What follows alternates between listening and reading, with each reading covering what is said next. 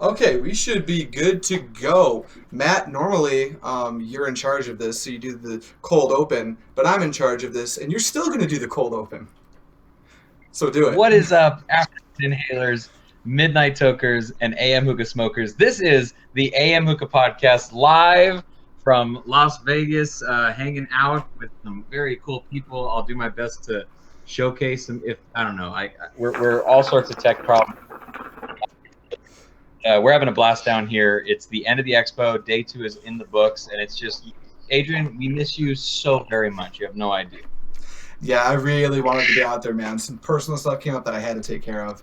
But I've been seeing all the pictures and videos everyone's been dropping over the weekend, and I've just been like getting more and more jealous as time goes by. It's been I want to say that it's been everything that I was hoping it would be, and even better than that in a lot of ways, like meeting the people that I was able to meet and interact with and talk to. I don't want to say everybody's name because I know I'll forget people, but seeing Zach in person, seeing Rob in person, meeting Art and meeting all these awesome people, Eddie, Paul, and legend, the Breck. I mean, J Rock, seeing him in person, like meeting people from Alpha Gamma, meeting people from just all these different lines of tobacco, Azure and Ugly and Omar from Alpaca Bowls. Like I could go on and on just saying people's names, obviously, and I don't want to do that, humble brag. But I know I'll forget people, and that's the biggest reason why Yeah, I don't yeah. want to do that. But it's been fantastic. It really has. Awesome, outstanding. You know you met Omar, but I know you also met the actual creator of Alpaca Bowls, which was the alpaca. Yeah, yeah. The alpaca was not very nice to me. I tried to talk to it a little bit. I asked it a couple of questions. It just looked at me with a dumb stare. I don't know why that would be. I was a pretty entertaining guest, I thought, but yeah, it was. And then also, I see. I already feel bad forgetting to mention Kyle Smith immediately. Like, fantastic to be able to sit down, talk with him, and really just I don't know, just all these years of talking to people over the internet in Messenger and in all these different forums and ways, and then to actually conversate in person is a completely different experience that's unlike anything else. And that's something that's really cool about this expo that I didn't get to take part in last year, but like being able to actually meet people that you've built this friendship with, right? And to sit down, talk, and realize, what, at the end of the day, we're all just people is it's pretty fantastic. Outstanding, man. So, looks like the only person we've got in chat right now, which is to be expected. A lot of people I know are actually at the expo, so we can expect them to be watching this. But we do have Yeah. Paul, who I know is probably behind you somewhere, commenting cactuses, and I still don't know what that No, means. Do we know what that means yet? I don't. I Um, asked everybody, and Caleb, who I assumed would probably give me the best answer, as soon as I said, "So what's up with the cactus?" He just laughed. He just it's laughed. some self-indulgent shit, man. All right, well, It was all outstanding. Chat is pretty dead, which is to be expected. So I'd like to start off with some questions for you. And we're not going off any show notes today. This is pretty impromptu. I just wanted to check in with you guys, see how the expo went. This is more for me than anyone that watches AM Hookah Podcast. I just wanted to know how the expo went because I need some more content than just the pictures and videos that you guys sent over. So, firstly, I mean, I don't want to just say like, "Hey, tell me everything." So I guess I should ask you some specific questions. But like, talk to me about some standout stuff that you actually saw. Maybe some stuff you weren't expecting to see. New products, maybe. So, I mean, there were some really neat things that, being able to actually see some products in hand, I think was kind of one of the more interesting parts about the whole thing. Like I saw Matt Pears, I saw some really cool pipes from overseas. I saw the Mason Bowls in person, the Grand Onyx. I saw the Helix. I saw the handles and everything. And those things in person is a completely different thing, unlike anything else in that regard. You know what I mean? Like so that was really kind of cool to actually see some of this product that you only see from a glance on your phone or on your computer and stuff, and holding them in hands and kind of getting a better understanding of them is really interesting in that respect. When it comes to new product, I don't think they had any unavailable product at the expo, and I hope one of you guys can help me, either Eddie or Paul or Breck or something. Regal had a huge showing out. Their stuff was absolutely phenomenal with the different pipes. What was some of the new stuff that they had, Art?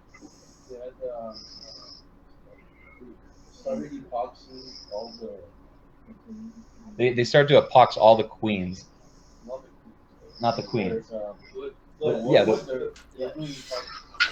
doing epoxy coating on it. The the Regals, the colors and the different styles that they had on display. I mean, I've never seen so many Regals in my life, and that was just absolutely. Those things in person are just 10 times better than what they look like, you know, on a computer screen, obviously. There wasn't a whole lot of unreleased tobacco or something that was, you know, I saw the new Phoenix with the new lid. That was there, and that was really interesting. I have the lid, not in hand, but I do have it here, and I'll be taking a look at it and stuff. So that was pretty cool. Yeah, there wasn't anything crazy when it What came to about new the products. midnight line? Was that common knowledge before this event? That's a good way to put it, because I think sadly I've known about it a little bit long, that I may have gotten it slightly Because JD obscure. asks, curious about the Alpha Comet Midnight line. Did you get to sample that, Matt? Now, I'll just go ahead and say that a lot of us have actually had the chance to sample it ahead of time. And maybe Yes, we should talk about they our did thoughts have on it that. there. They had the okay. So here's the Grand Onyx Bowl in Oh, hand. Paul got that's... one. Paul bought the Grand Onyx Bowl. He did in fact buy it. There was a brand new brand of tobacco there as well. Real quick, let me show you. Thank you guys. They're handing me some product, which is really nice of them. Baja is coming back. They were around about 10 years ago, and they're coming out with a dark leaf line. I got a couple of packages of that. There's also a non-tobacco brand that was there as well called Earth. They're partnering up with Cocoa Earth, and they're non-tobacco. I think it is his brand. Yeah, so I've heard two conflicting stories about it, either it being his brand or he's partnering with somebody for his brand. And so it looks like it may actually be Cocoa Earth's actual brand and stuff. okay. There. Oh, the Midnight brand. Sorry, going back to the Midnight a little bit. So I've tried it quite a few times, and smoking it there in the relaxation of sitting down with everybody, some people from Alpha Comma and stuff like that, meeting David Dewan and his wonderful fiance Amanda A. Awesome. That was fantastic. And being able to smoke with them, talk with them was super cool. But Midnight Line, very good. It still has the very nice tobacco fullness in the notes to it. Mm-hmm. And they have interesting flavor combinations there with it. You know, they have the ripe reaction that I've tried, the phenomenon that I've tried. And I love the ripe reaction because I think it tastes like whiskey sour. I like that about it really good. Trying to think of anything else coming through. Well, we do have a question about the B. Lou's coming in with. He wants to hear about the best new pipe bowl and shisha, and I'm really pulling out of that as I'm looking at the bowl because I know that Relics Ring showed up to the expo, and on top of that, I hear that Alpaca has some crazy new glazes going on, and I'd like to talk They about that a do. little bit because those look so good. So I got one of the Surrey bowls as my very first one that I've ever gotten, and it's one of the new glazes that they're doing. And this thing is just phenomenal. Like, I mean, it's hard to not know that Alpaca is going to do this amazing work in their glazes and stuff. I got this because, and I don't think it's coming through on the camera very well, sadly, but it's like this earthy green color, and then there's like this teal color on the rim of it. And that's phenomenal. Also, he came out with a brand new color that either did he say that he doesn't do it very often, or this is the first time he's done it, right? Yeah. Okay, so this is an Alpaca bowl right here, pure white.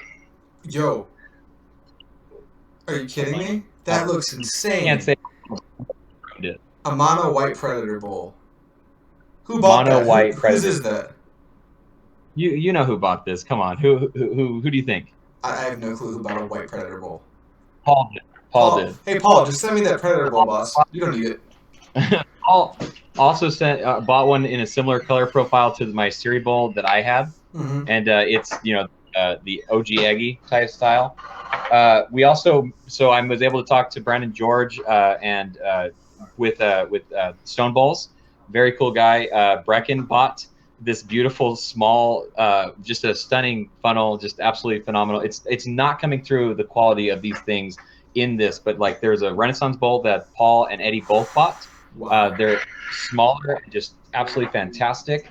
And I don't even know where else to kind of go. Like the amount of stuff was. Oh, are you leaving, Eddie? Yeah. Oh my goodness, come here. See y'all. Eddie, I'll catch you on Hangs later, dude. Take it easy, man. I'll be out. Yeah, I bet you will. See you tomorrow. It's been fantastic to meet you in person and hang out with you, Eddie. Stay safe. You know what makes me mad? Like everyone there has met you in person, but I still have not met you in person. Oh, which is very weird, exactly. Because we've been just doing this. This is the Regal. This is the epoxy on the outside of the wood for the glaze of it and stuff. And I know you're not getting this walnut. I don't even know what the type of wood it is, but it is just stunning, the brown color into it, and then the shininess based upon the epoxy and how it's going to hold in and make it last even longer. Like this really just makes it just absolutely phenomenal. This is beautiful right here. This is art hookah. Art about that? That does look amazing. You know what that needs? A crown tray. A crown tray. Needs a crown tray. You have one, don't you? He agrees. He probably just has one ready to go. So I do have a question from JD, and I think we already talked a little bit about Dark Leaf, but he said anything Dark Leaf Mullen, gotta try that. Oh, that wasn't a question, but try that Baja. Did you have a chance to try any of it? No, I smelt a bunch of it. I didn't see any time that they had it loaded over at the Hookah Fina booth, but I have Dirty Peach, London Fog, and Bud Orange, and they all smell really good. I'm excited because Baja was a brand that was around about 10 years ago for a very, very short run of time when they were blonde leaf, and to see them come back with the same imagery and everything in this dark leaf is going to be kind of interesting. Man, I wish I could focus a little bit better on some things. I'm going to try my best to put stuff into writing the next time we talk so I can have kind of a better train of thought to what I want to. We talked about it a little bit last night, like some of the really cool booth designs. So Starbuzz had the carbines there. You know, I actually got to smoke out of carbide, see it in person, touch it, move it around and spin it around and all that kind of stuff. Very interesting because you can tell that the quality on these are very well high-made things. I'm not personally interested in the military style that they have going on for them, but like seeing that type of stuff in person is cool for that regard because you know that it's a well-made product. Fumari had a new tobacco called Mochaccino or Mochaccino, was that what it's called? And it's a coffee flavor. It had a very nice creamy texture to it. I'm not sure how new it was. Is that a new flavor? Maybe not. It was the first time I had heard about it, so that's why I'm saying it might be a new flavor. Think Matt already. Yeah. I'm not I gotta try expecting Avar. perfection from you, just so you know. For anyone watching, this is titled Season 2, Episode 5. This is like a very quick Season 2 episode. Obviously, it's not even a normal day, not on our normal time. You know, this is not going to be our A-game podcast for anyone who thought that this is going to be. I got to try Dark Side. This is kind of like off topic. Obviously, we've been treated very well. We've been hanging out with a lot of very cool people. Big shout out to everybody from Hookah University, the people that I've been able to meet from there for the first time, Travis and Jeremy. I mean, all those guys. Like I said, I don't want to forget people's names, so I apologize if I'm not. It's not because I'm not forgetting you. It's just because right now I'm trying to ramble a little bit. I tried Dark Side Supernova. I tried Dark Side Banana. I tried Dark Side. What was in that hookah battle mix that they had of Dark Side? Pear. And was it another one or was it just pear? It was pear mixed with something else. Yeah, pear mixed with something else from Dark Side. Dark Side Supernova is no joke. It is a strong mint. It is absolutely crazy. That was pretty cool. Yeah, I mean, what about you, Adrian? What are you interested in hearing about? Is there any certain brand that you want me to go into a little bit just for your benefit? Real quick. B-Lou says I'm echoing it. Probably is because you're not using cans or anything like that. Yeah. B-Lou, let me know how bad it is. You might just deal with it. I'm not sure. Like, if you can understand what I'm saying, I think we'll just go with it. But let me see. Things that I'm interested in hearing about. Elf Fokker. I want to start there because they've been around forever, obviously. Did they have anything new to show, or did they just come out with their normal song and dance? So I want Breck, could you come over here and talk for a little while? Because me and him had a really good conversation, and Eddie did too. Because we went over like what we thought about everybody's design of their own personal layouts in the actual Hookah Expo, you know, how it all looked. And something that me and Breck both just said that like the way Al Fokker's booth was set up, it was the most clean. It was just so nice and well presented and so professional looking. Like what would you say about the Al Fokker booth in your opinion? Yeah, I mean, you walking in, you can tell that it's not their first rodeo. You see that they have the experience to kind of set it up, and flow management.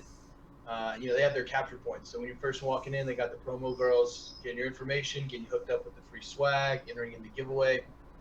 You're working in, you got your tables. You know, walk around, taste what you want. The cool part, they actually were doing flavor guessing. Yeah, they had two hookah. Well, besides all the hookahs they had actually set up at each one of the tables, they had two hookahs actually set up on the booth side of the bar. One of them, they had one, and they're like, oh, this is orange mint or whatever the case may be. And then the other one, they said, this is a special mix. You have to try and guess what the mix is, and if you get it right, then you win an actual glass hookah from Al Fokker. And then besides that, they also gave away Regals. But just like you were saying, the layout of it was so open that you felt okay moving around inside of the booth. Would you say so? Yeah, I would definitely say that their booth had the best flow deal. I mean, obviously Alpha Comma, they just had like the straight lounge setup, so Yes. you felt like you were Chill. just going to chill and smoke the stuff, see what it was, and talk to them. But Alpha, they kind of brought maybe production value. Yes, I would definitely say that theirs was quote unquote the biggest production of all the booths by far. They had Even dancing over showgirls. Starbuzz. Yeah, even over Starbuzz because They did, I think, in my opinion, a much better job, but that's just me. Starbuzz was so much more business oriented, which sounds kind of weird because obviously they're both two of the more larger players in the game and stuff. I would say that Starbuzz felt a little bit more like a business booth, in my opinion. Like maybe I'm off on this. Art was talking a little bit how he felt like this expo in general felt a little bit more of a sales than it was like a hangout in a way, right, Art? Yeah. Do you think which one out of Alfokker and Starbuzz do you felt either more relaxed or more sales oriented? I felt more relaxed. He's saying that he also felt more relaxed at Alfokker. I don't know if you heard him or not. Would you say that Starbuzz felt a little bit more, hey, we're showcasing these products because we really want you to buy these products? Does that kind of make sense? Yeah, it was just.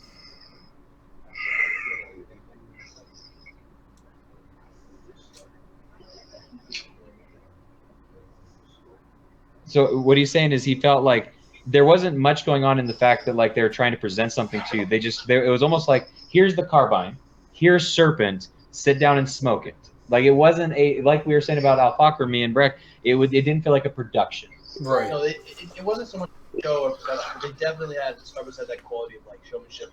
They had the displays that were set up very nice. I give them that. Yeah. Fumari was an interesting one because it felt really large, but it also felt very crowded. They tried to fit a lot of stuff in there. They had a lot of hookahs going on their table, on their bar area, and it felt almost overcrowded that you couldn't really get in there to smoke unless you were like really trying to get in there to smoke something. And then at the end of the day, personally, I only did the ends because I didn't want to try to squeeze into the middle and try to smoke somewhere. But you were able to sit down at their booths. A lot of people brought their own hookahs to the Fumari one actually and had bowls loaded for them, and they hung out, smoked for a little while.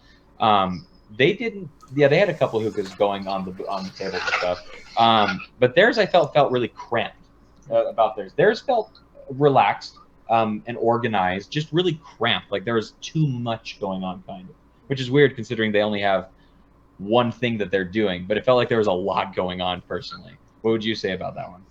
Fumari, I give them credit. I think that they had on that bar, it was crowded, but every pipe on that bar was going. Yes. You know, the bowls were correctly heat managed at all times, and it was a very correct representation of flavor profile.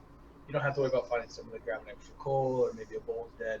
They had guys right there the whole time. And that was their job, was to keep that bar roaring. Yes, and they did a decent job of that for sure. Do you have any? Do you have the list of the vendors that were there by chance? In front of me, no, I do not. I did not. I was going to ask you that you wanted to hear about maybe. For instance, some of the smaller booths, which are kind of interesting, MIG, which is obviously the Hookah John booth and stuff, it was a small booth, but it felt very open. It felt very easy to navigate. You could go and check out all the different MIG models that they had there. You were able to sit down, smoke, relax, like really kind of explore and be like, I ain't ever going to buy that. It's too damn expensive. But it was very nice to be able to see those things in person and everything, in my opinion. Then there was other booths that felt very crowded, and they were the same size, obviously. There's just some interesting stuff. The Earth, Cocoa Earth and Earth, the non-tobacco, non-nicotine brand that was there from Cocoa Earth, their booth was really nice because they had it set up so that, and then in the middle, it was just kind of an empty area. And then they had chairs set up on next to each one of the hookahs so you could sit down, relax, try out their flavors, and then kind of keep moving on. You know, it was a good use of the space that they had there, in my opinion. So we have a few questions. Firstly, Sid, what's going on? Thanks for chiming in. JD, I think I already said what's up to you, but hello again. And Hookah Fiend is here. We got a question from Hookah Fiend that's not necessarily geared towards the expo, although both of these brands were at the expo. Any difference between the Alfokker Mint and the Alpha Comma Mint is a question that Hookah Fiend just asked. And have you tried both of them? And if so, can you give any feedback? I've never, see, it's been so long since I've tried Alfokker Mint.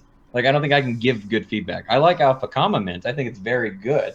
Eddie, when was the last time you had Alpaca mint? Paul, I don't know why I What? called you Eddie. Oh, Eddie. Yeah, he left. He I'm left. Eddie. I'm Eddie right now. Oh my God, Eddie's never gonna let this Alpaca down. mint. Last time I had it was 2 hours ago. 2 hours ago. Perfect. And what's your comparison of Alpaca and Alpha mint? Alpaca mint has a sweeter mint flavor. The alpaca mint's more true to like kind of like the just straight mint, right? The just cooling effect, it's there. And for some reason, just for me personally, I taste the red dye, so I'm not very fond of it. Right. But the natural of alpacama, I think that just resonates with me a little bit more. And also I love the sweetness of it. So I'm also a bigger So fan hopefully we of the answered. Alpha mint, personally. And I have tried both of them, and I tend to agree with Paul on that one. Oh, here we go. B. Lou coming in with Carbine. Is it good? Looks gimmicky. And I tend to agree with his opinion on how it looks. So let's talk about the Carbine for a minute if we can. Let's talk about it just for a little while longer. I'd like to hear Breck's first opinion. Me and him, on the second day, we told each other that we wanted to see some things, right? We wanted to go sit down and experience a couple of things. And one of those things was definitely the Carbine. Literally, we sat down and we hung out at the Carbine and we smoked it for a little while. And what was your takeaway impressions of it? It's pretty cool when you get the opportunity to like actually touch something. Like you were talking about seeing things online, you can't touch them. It had a good feel. You could definitely tell that the materials, they felt heavy, and obviously when you feel something heavy, you think quality.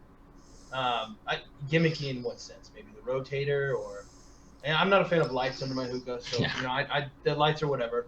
Yeah, as soon as you put a light under it, it just seems like I think I passed this stage in my life. Yeah, I think I have a lot of differencing opinions too, because for me, I kind of enjoyed the 4-post tier. I thought that was a cool way to kind of prevent a hookah tipping over. You know, and it doesn't have a wobble from an even handle of glass, but you know, kind of from the heart up. Wasn't the biggest fan, just because I don't like my hookahs to look like guns. Yes. And I'm not, nothing political saying there. I like my hookah to look like a hookah. Yes. I love the way the hookahs look. And it worked though, right? That's the thing. The draw was very smooth. I mean, they obviously put a little bit too much water in there for my personal preference, but it had a smooth draw. The diffuser worked. There were no air leaks. The one drawback was the purge ball for me, just because I really enjoy. You can't purge it all the way out. Yeah, it will not purge completely at all. So, That's very strange. And Art was saying that. Do you like the Carbine hookah, Art? Yeah, the purge is It is a very open draw, that's for sure. Eddie, did you get to see the Carbine? Did you smoke on it for a little while? Paul, why do I keep saying Eddie? I'm so sorry. Paul. Wow, I had to screw up somebody's name today, that's for sure. I'm glad it was me. What did you think of the Carbine, Paul? It was a lot more open than I thought it would be. I thought it was going to be very similar to the Atlantis and the Challenger stuff. It wasn't, which was nice. Also not a fan of the purge and the look. I think it'll appeal to different people. You'll appeal to different people. I agree with that.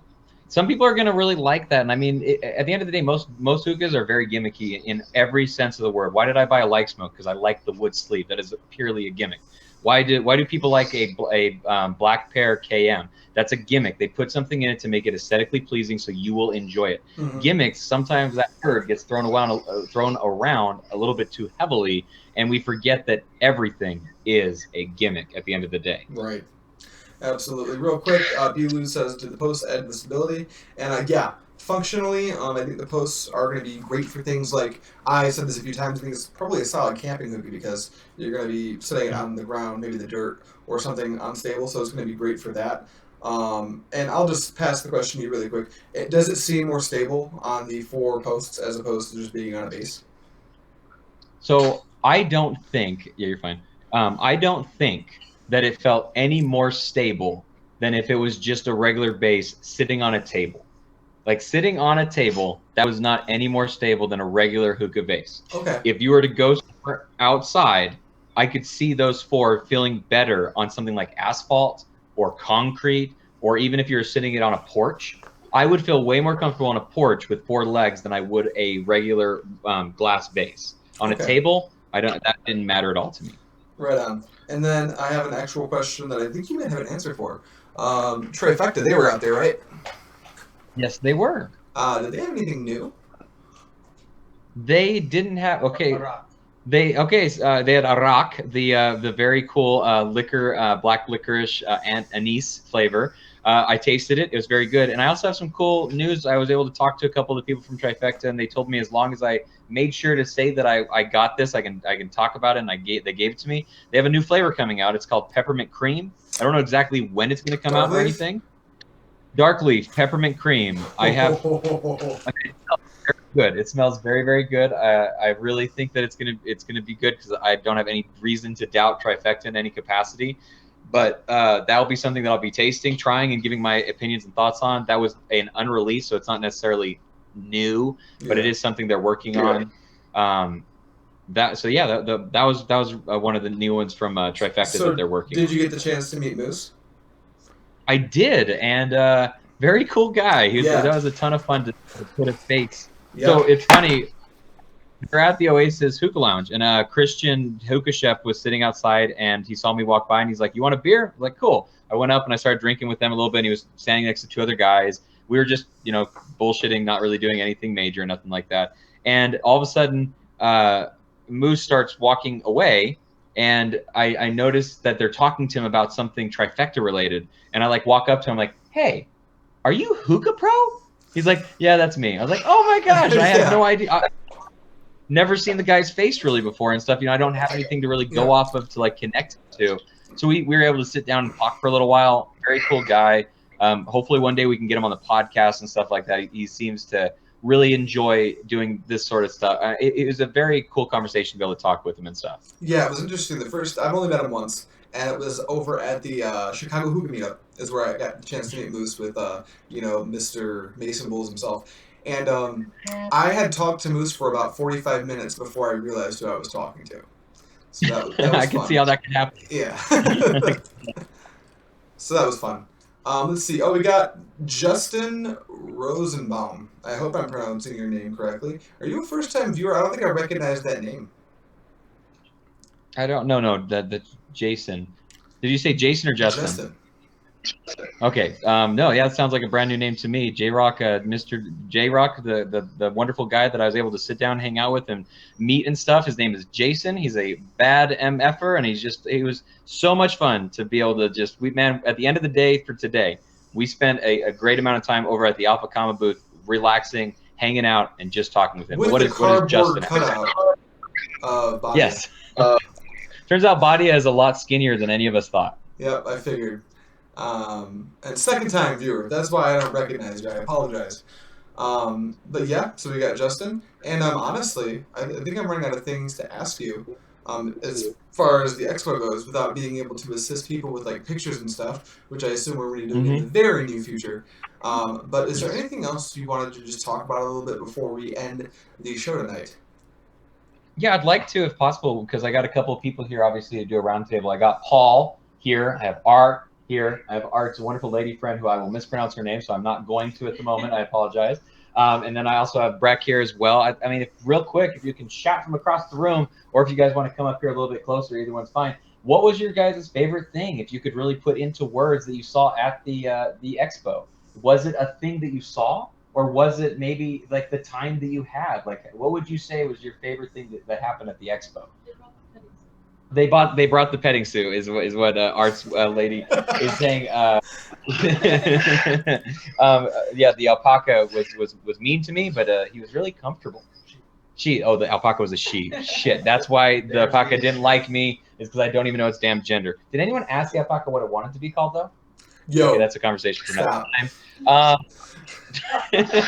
Stop. Okay, so what about you, Paul? What was your favorite thing at the expo? All right, so my favorite thing at the expo was kind of we interact with each other a lot on the Facebook groups, on hangs, on just social media in general. Being able to interact with people, actually getting to know them, and carry on those same conversations online, in person, than what sometimes your online persona perceives to be. Yes, for sure. Because you can't interpret what some of the annotations are and the way people write their tone. But when you get to actually talk to them, everybody's so humble, everybody's very nice, and everybody's very welcoming to their community. Yes, very much so. So I thought that was amazing. What about you, Art? What was your favorite thing that you saw or did or experienced at the Hookah Expo? Just putting people's names where it is. Seeing what they look like, how they're like back in here. Freaking giant. Just seeing everyone, meeting everyone, and I think that's it. And Honestly, I know like what they, all the hookahs perform like, how they taste, stuff like that. There's nothing new. Being, because you're the Mr. Popular guy, you know about all this stuff already. But I think you bring up a really good point. Like the Hookah Expo is kind of an excuse for us to get together. Yeah. Like it really is like an excuse, for a reason for us as a community to join in with one another and really hang out in a place that we can all say, like, instead of everyone like me, Von Breck or Paul or you, and being like, hey, what are you guys doing this weekend? It's like, no, we're gonna put on one central location where we all get to go to. You know what I mean? I think that that's an important part about this whole thing. Was your answer only the petting zoo, or is there anything else? But you know what I've noticed, like especially someone like me that's like a newbie going to an event like this, like I could tell the difference between all the different brands because everyone's always talking about, oh, this brand, that brand, this brand. So I kind of got like a sense of like what I like and what I don't like. In a different perspective In a too. different perspective. It's cool to be able to walk up to a booth and smoke it, Yeah. and then walk away to a completely different booth. One, you don't got to load a bulk, worry about coals, and that's always a nice thing, obviously. But you get like, it's like an instant gratification thing, maybe. And you kind of get a sense of what you like too. Yes. she likes Tangiers. Yeah, so. Well, she's stuck with Tangiers I with got you. started with the Tangiers and got stuck with it. Very, very good. Also, like meeting the idols. Oh yeah, Right, yeah. right? Like we got to meet Frank Simmons today, like this weekend. Got to hang out with him and everything, and you know he's a legend. Yes. Frank the Tank. Frank the Tank is a legend, and that was amazing. Yes, meeting him for the first time was definitely a dream of mine. I've known the dude for like 10 years on the internet, and to finally talk to him was absolutely phenomenal in that respect and stuff. What about you, Breck? What was your thing? Oh man, I had to pick two. First, it was what everybody. You can only have one. I'm just kidding. I'll bandwagon you. Getting to actually incorporate physical interaction with people that you're online friends with, right? Now we're actually just friends. You know, it's no longer, oh, that's Paul, my Facebook friend. Oh, how'd you guys meet? On Facebook. You guys ever hang out? Yeah, on Facebook. No, it's like, yeah, we're actually friends now because you've interacted, you sealed the deal with interaction. But also, I loved getting to touch product and look at product and feel what it feels like. And, you know, you pinch tongs and you're like, oh, that's what they feel like. The work buds. Like, oh, wow, those have a nice spring to them. I'm using some like 20-cent pair of tongs. Looking at work buds like, I need to upgrade, right? Not even just from aesthetics. Looking at pipes, you know, the Starbucks carbine pipe. Now I know that I don't like the purge, but if they ever fix the purge, you have something to go off of to know what the pipe actually is. I know if they fix it, they might have a new customer. You know what I'm saying? So it's pretty cool to get to interact with everybody, meet people, shake hands with the people who are important. Oh, you make bowls? I smoke out of your bowl every day. You made that. Mm-hmm. Like, you're in my life every day, and you don't even know me. Mm-hmm. So now I get to know you, and that's pretty cool. Yes. For me, I want to piggyback off of everybody's thing that they just said. I mean, honestly, that's exactly how I feel about it too. So I'm going to go slightly different, only because I want to say something else, and because I agree with everyone so much. And that's the thing is, it is exactly that. It's putting faces to names that you've been interacting with for such a long time. But when it comes to the expo itself, the coolest thing to me personally was being able to walk from booth to booth to booth to booth and smoke something different at every single one, just like she had said. And not only that, but like you can sit there and you can smoke on it and you can try it, and then you can talk to the owners of it a little bit. You can find out information about it. You don't got to worry about coals. You don't got to worry about changing the bowl. You just get to relax and jump around so much. Like those 5-6 hours go by very, very quickly. Like absolutely crazy how fast they go by. But for those 5 to 6 hours, you get to smoke. The world of tobacco is at your fingertips, honestly. There, I mean, there was so much trifecta, and those booths. That booth was so very well maintained. Everybody from Rob was there, Zach from Strictly Shisha, Hookah Chef was there. I mean, so many people just loading bowls constantly, making sure that everything was doing well. The guys at the Regal booth did a great job. Arby was there doing all those bowls and stuff like that. That was really cool. I mean, just smoking, just everything was just so much fun. I guess. I'm not hookah'd out, but I'm like nearly there from how much I smoked this weekend. It was such a big Outstanding. difference, being able to hold the product. Yes, holding the product. That's the whole reason why I bought this bowl, right? Like, not only did I pick it up and I was like, I love this color so very much. Not only that, but then when I realized like it's $20 and I don't got to pay shipping, sign me up. That's perfect for me. Yep, exactly. All right, man. Well, Frank is here. What's going on, Frank? And honestly, Hey. I think that just about wraps up everything we have to do today on episode 5 of the AM Hookah Podcast.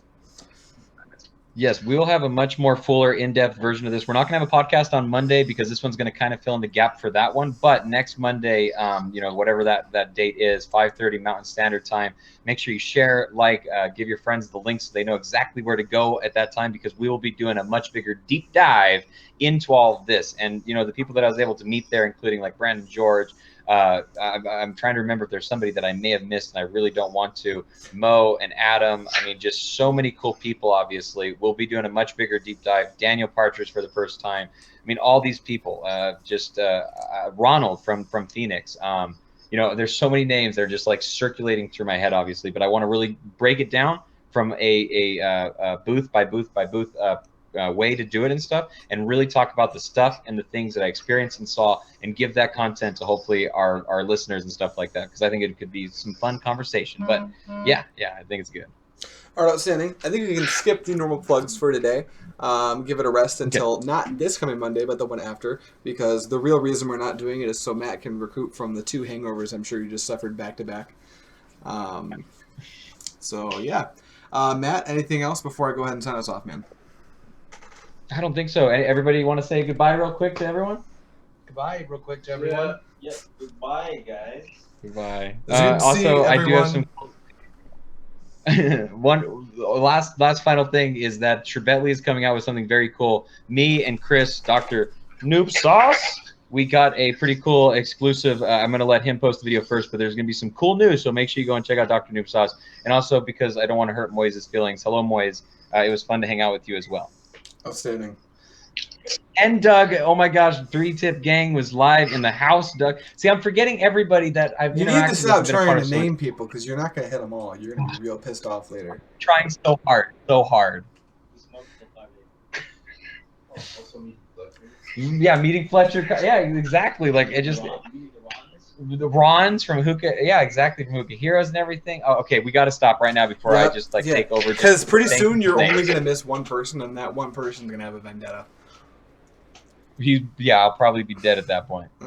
Anyway, thank you guys so much for watching as always, and thank you guys in the room with Matt and Matt for putting up with this for like the hour that we had to put up with this. I appreciate that.